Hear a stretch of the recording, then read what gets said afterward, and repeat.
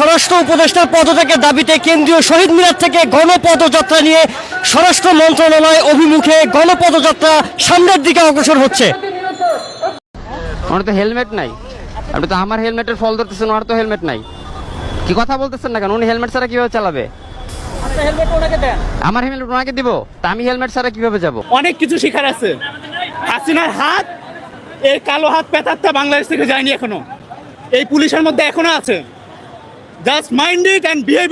অন্তর্বর্তীকালীন সরকারকে বলছি, কাচানাচি বন্ধ করেন। আপনাদেরকে আমরা যেভাবে দয়া করে চেয়ারে বসেছি, আবার দয়া উচ্চ করে চেয়ার থেকে নামায়া দিতে পারবো।